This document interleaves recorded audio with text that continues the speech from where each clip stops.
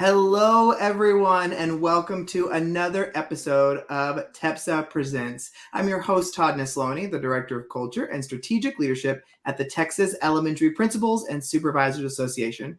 We're so excited every month to bring you different thought leaders from around the world to share their valuable insights and experiences and journeys. And today, we get to have Dr. NaTasha Crain on with us. Dr. Crain, introduce yourself. Tell everybody who you are. Good evening. I'm Dr. NaTasha Crain. I'm currently the principal at Jones Elementary in Tyler ISD, where I have served there for the last 7 years. Well, we are so excited to get to chat with you. I know that Dr. Crain has some bad weather in the area, guys, so we're going to hope that the Wi-Fi holds up as we have this conversation. But Dr. Crain, I cannot wait to kind of hear. I love hearing people's journey. I think every time we get to hear the experiences that others have been through, the walk, the life they've lived, we learn more, not only about them, but we learn more about ourselves and how we can kind of learn from each other. And so when you and I were talking about the title of today's conversation, you really wanted to dive into your journey of being a principal and kind of how you've chosen really three really powerful ways to lead: with the hand, with the heart, and with the mind. And so before we jump into the hand, heart, and mind part, tell me a little bit about your journey to becoming a principal. Did you know that was going to be part of your path? Was it something you grew into? Absolutely not. I did not know. It was just amazing enough for me to become a classroom teacher. And so I was actually content with that. I was in high school. I was a high school English teacher. I knew that I wanted to try out different grade levels. So I've taught, my first job was at a very small district. And I got to teach all the things there. So my first year, I had middle school and high school principal teaching experience just within that first year. So I've taught everything between 6th grade to 11th grade. Mm-hmm. And so I knew that I wanted to hang my hat at being a high school teacher. I loved English. And then when I got a chance to teach junior English, that was just my spot. Like, I loved it so much. I loved American literature. I loved to collaborate with my history partner. And so we would just do my appraiser came to me one day and she was like, okay, so what's next? And I'm thinking, oh, you want me to teach senior English now? Because that's the only thing I haven't taught. And so she's like, no, like, you need to become a leader. And so just, my appraiser pushing me and having me to do different projects, I eventually went back to school and got my master's degree. And I just loved English and the curriculum building so much that I moved into curriculum and instruction. And then from there, there's always that question, so what's next? Mm-hmm. And so from there, I became an assistant principal, and I did that for 4 years. And for the last 7 years, I've been in elementary, which I never thought that I would explore. And I've just enjoyed being at Jones Elementary so much.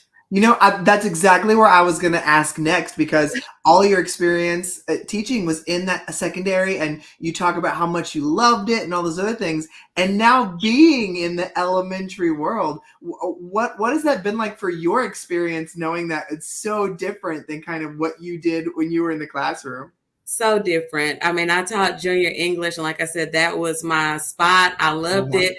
And it was almost like, we're all adults in here. And so there was definitely not any conversation about I've learned how to be potty trained and things of that nature. Is what, I have a preschool speech program, and it's 3-year-olds there. And sometimes they don't come quite, ready to go. And so those are the things that I get to celebrate now, as opposed to students getting their first car, learning how to drive. And so a totally different area of celebration, but I just love it so much because it really is about nurturing the whole child in elementary.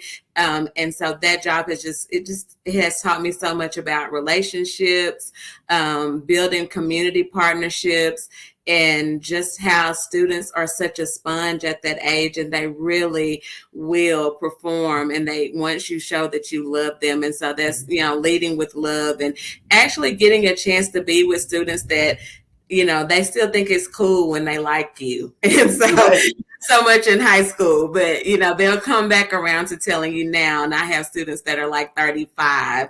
And so, of Mhm. course, as adults, like we're really close to the same age. And so Yep. they can talk about that now. But in high school, it was so not cool to like Miss Crain. Well, and soon you're going to have some of their kids at your school too. So, Yes. well, I love that we call this conversation leading with the hand, heart, and mind. So, talk to me a little bit about the hand portion of leadership. How do you envision that, and how does that play into your career? Leading with the hand is really the practicality of the job. It's the budget, setting your budgets, looking at hiring and staffing, getting in there and doing the work yourself. If we're having a campus event, I'm there helping with the setup. I'm there helping with the cleanup, and just being that, just doing all the things. We look at facilities, what's the best setup, the logistics of the school, what are the systems and structures that we need to have in place to make sure that the school is ran well, and even just building a great leadership team and making sure that you're delegating those tasks that need to be done and that everyone is working as efficiently as possible. Well, you've been in this position for a few years now. So I would love to know, like, when I hear leading with the hands and I hear you talking about getting in there and getting your hands dirty and being part of the events, what is an event that you've really enjoyed while you've been principal? So many events, but I think the one that I most participate in, we have academic parent nights Uh-huh. at the beginning of the year, in the middle of the year. And I love that event because it's something that gets the parents involved in the academic progress of our school. And so, anything that we do, we serve food. And so I just, that component of serving dinner and having just like my cafeteria turns into a big dinner table. I Mhm. just love that aspect of it. But I also love the fact that parents can, we give information and break it down enough to where we're not talking education lingo. We're helping them understand how their child can grow, and they set goals, and we come back and we revisit those goals. And so everybody in that building has a growth mindset. And so using that has really been a culture share. Are going to come to music programs, all the cute, fun things, but to really see parents, and for third, fourth, and fifth grade students, they sit with their child. And Mhm. so really to see them, say, hey, you need to learn how to spell is what this is Yeah. telling me, or you need to learn your math facts or your timetables. And so, it's as simple as that. And so with that being said, mom and dad, that's actually something that you can work with them at home. I'm going to give you this list of sight words, or I'm going to give you these flashcards so they can practice their math facts. And that's something where parents can feel empowered to help their children.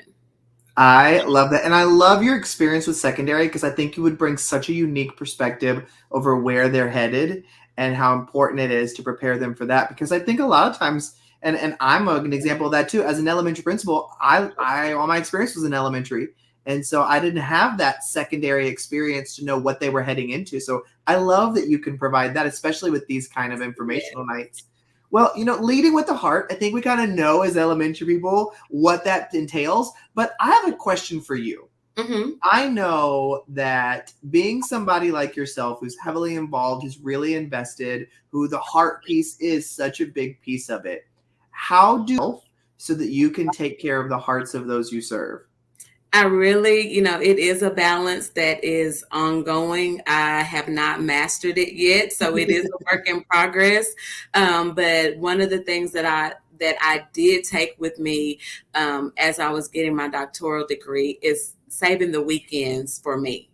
And so for me, that is my balance. Whether I stay at work until 6 or 7 o'clock at night in the evening, I have dedicated Saturday and Sunday belongs to me. And so it had to belong to me during the time that I was writing my dissertation. And I was like, you know what? I'm going to keep that with me, for self-care, to do things that I enjoy, because I literally can go to work 7 days a week because Yeah. there's always something to do.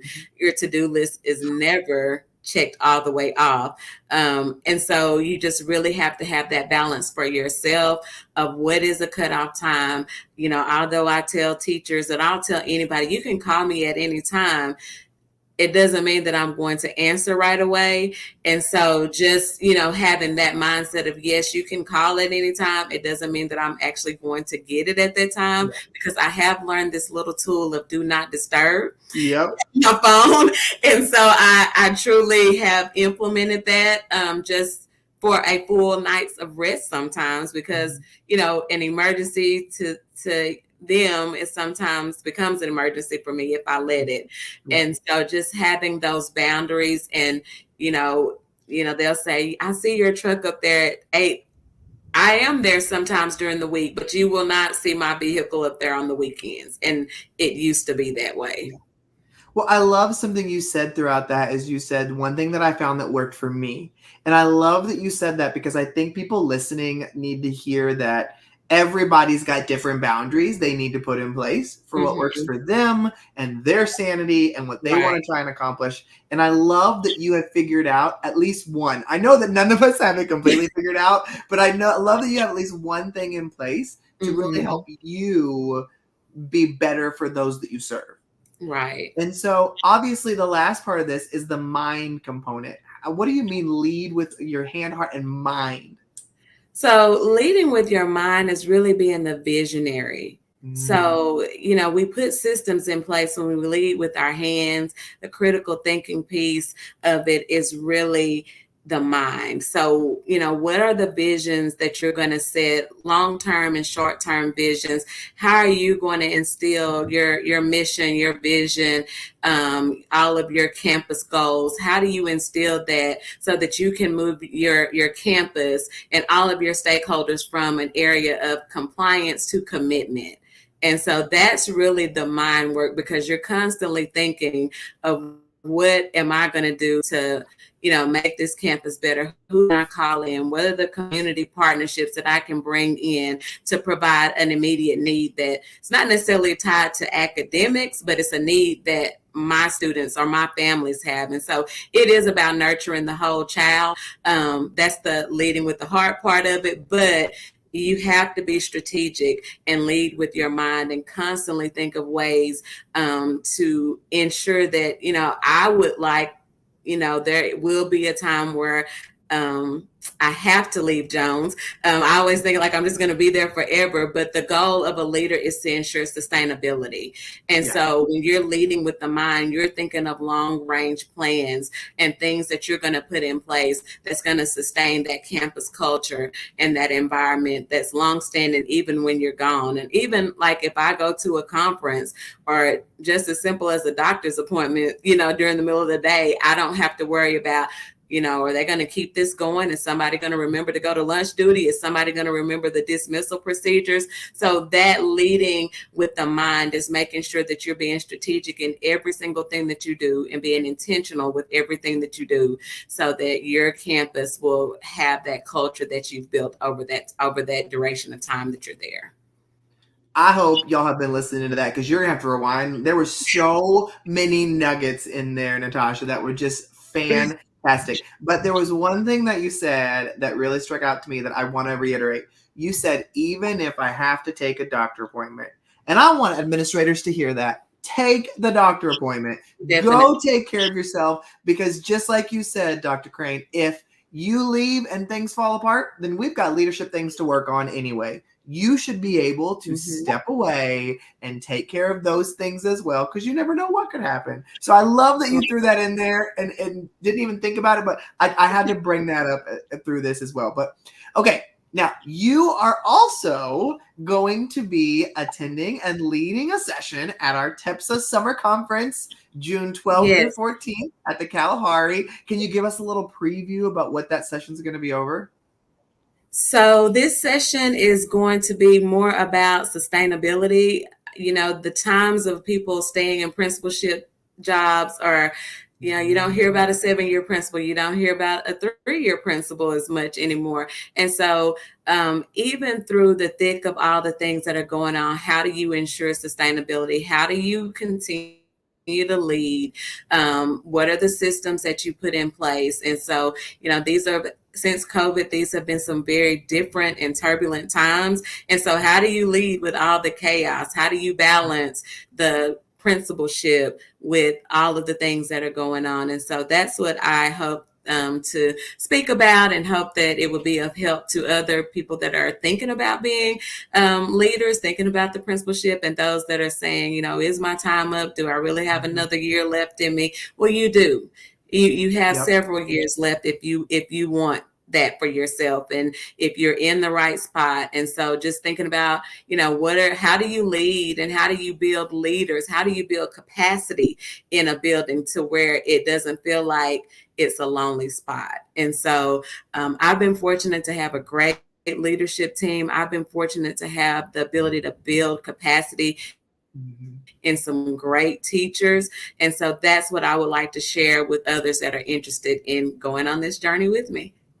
I love it. I cannot wait. I'm totally going to be in that session because I have loved this conversation so much. So many nuggets of wisdom. Well, Dr. Crain, thank you so much for choosing to share some of your journey here. I hope that people connect with you at our summer conference. If you have not signed up to attend yet, there's still some spots. You can go to TEPSA.org to get information about our summer conference, as well as if you are not a member right now, but you lead pre-K through 8th grade. Yes, don't let the name fool you. We go all the way up to 8th grade at TEPSA. Or you are a supervisor in a supervisor position. There's a place for you at TEPSA. And right now, we've got a special spring membership promo going on that if you just head over to TEPSA.org and click on membership, there's a spring member promo where you can join for the rest of this year and all of next. And so you get discounted summer conference, all kinds of things. You don't want to miss it. Well, Dr. Crain, thank you again so much. We can't wait to see you in June at the summer conference. And we hope everybody enjoyed this episode, and we'll see you again next month.